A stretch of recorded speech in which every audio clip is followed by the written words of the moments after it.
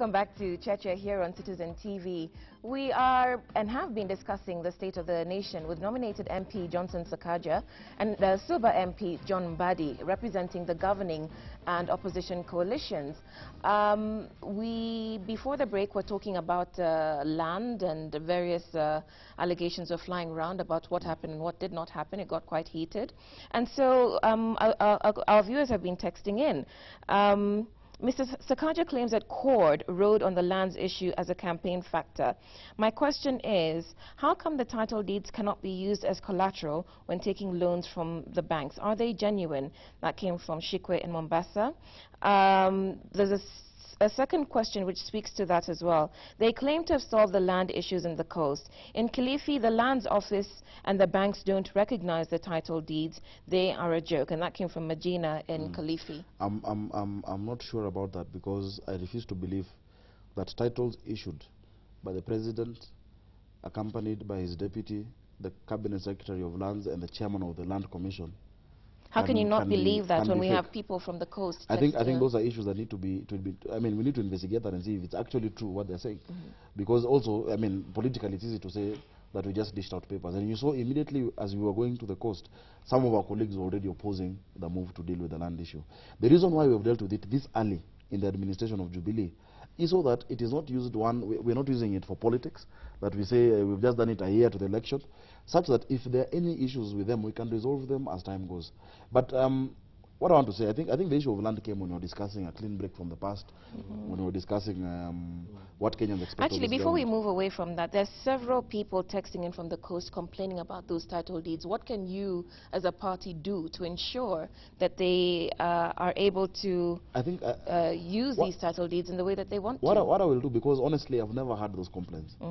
I will immediately after this show, I'll go and have a talk with the cabinet secretary and find out what's happening with this. Okay. Because if there is a problem, I know, one, the president could never want to go and issue fake title. Why would he do that? Right. Why so what we'll also do... So we need to find out. Okay, what we'll also do is put you in touch with these people. Yes, please. So that you can verify what's going on. Yeah. There have been some complaints about the opposition, but there's one. There are a couple of people texting in, talking about both of you being role models and appreciating the maturity they say that you're presenting here. Hi, Cheche. Honorable Mdadi is a role model.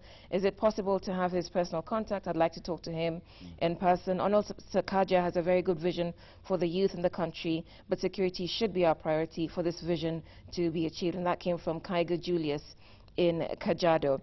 But also some complaints. To me, Cord is trying to stage manage the Jubilee government. I think it means sabotage the Jubilee government by using Western style, not knowing that Uhuru has been sworn in.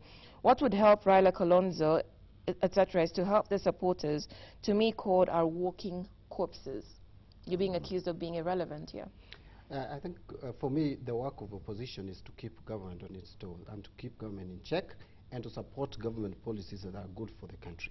And I think many a times, sometimes we have been accused of supporting initiatives that are wrong, but a lot of times also the good government initiatives which have come to Parliament, some of us have supported.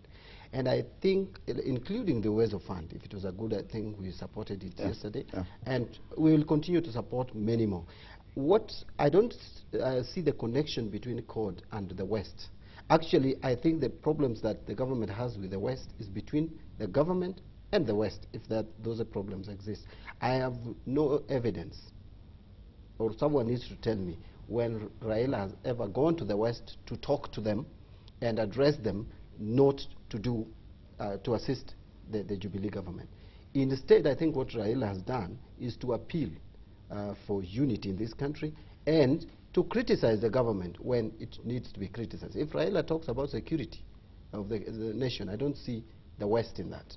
If Raila talks about devolution, it's all about our internal systems, or Kalonzo talks about the same. So I really don't know, because the gentleman has given his opinion, which I must respect, but with all due respect, I don't see evidence where Cord has tried to sabotage. Yesterday called at a meeting.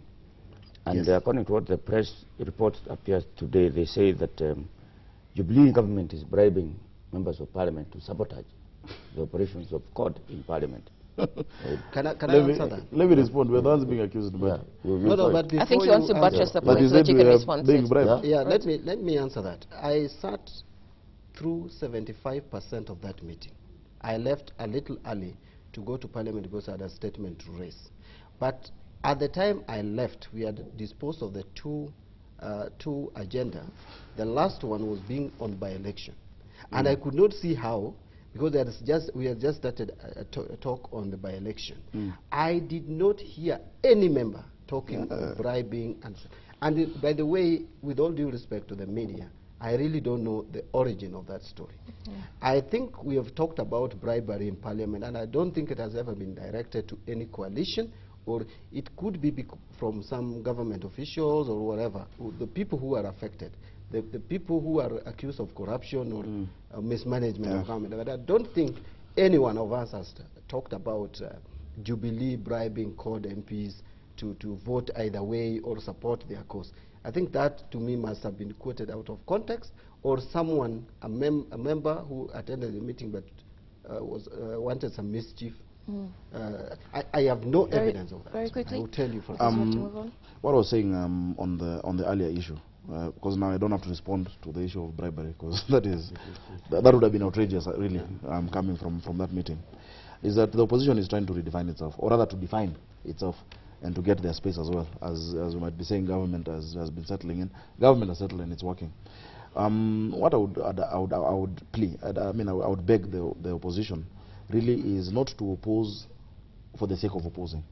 Let's not oppose all initiatives. And I think we've seen a lot of maturity in many of the members of National Assembly from CORD, because when it comes to matters of national interest, there's always convergence on many of those points.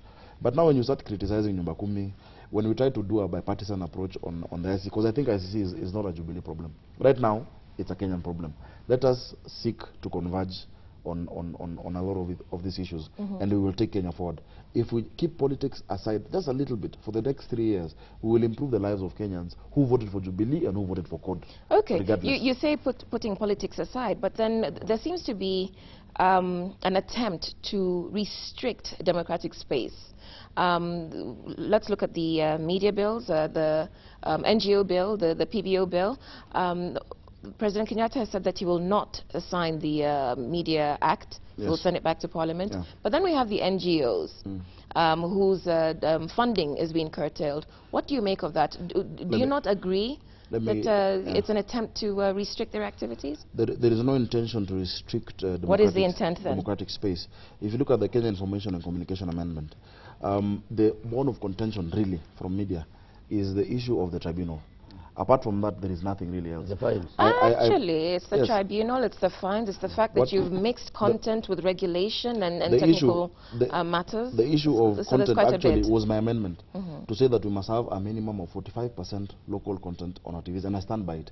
Any country that has improved the film and arts industry have had certain quotas.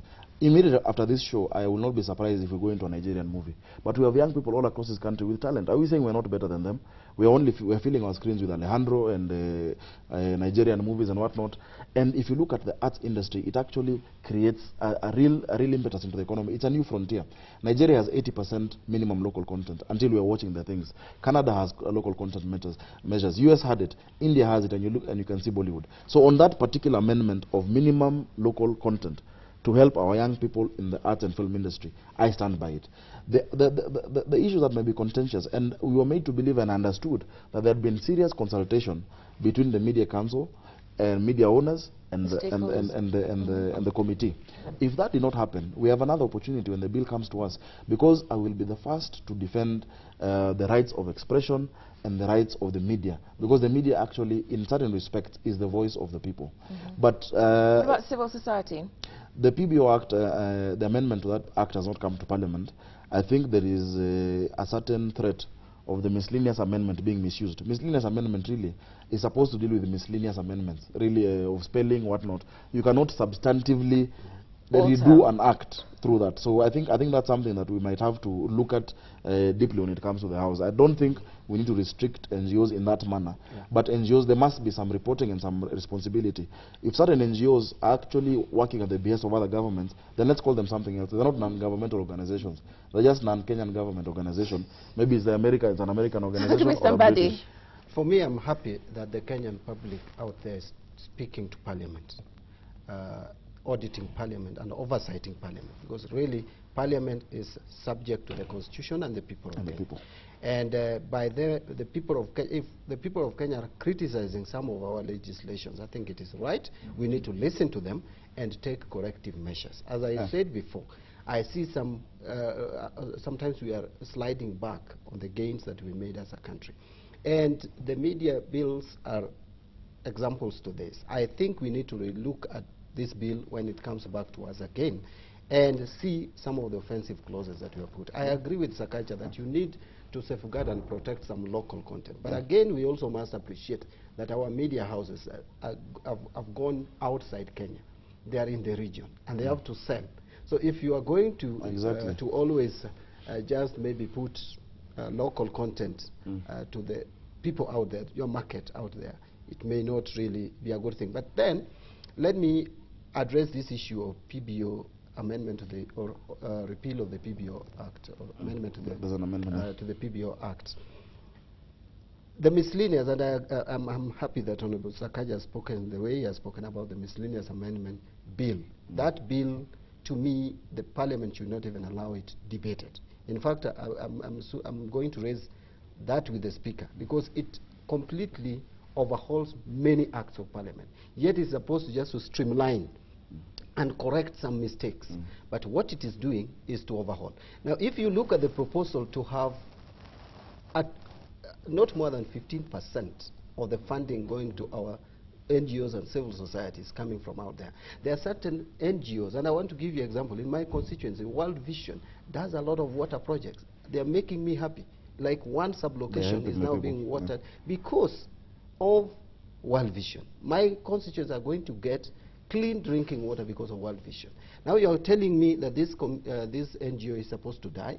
HIV is very rampant in my constituency. You are telling me I should kill my people because I want to, maybe the government is targeting a few NGOs which are raw.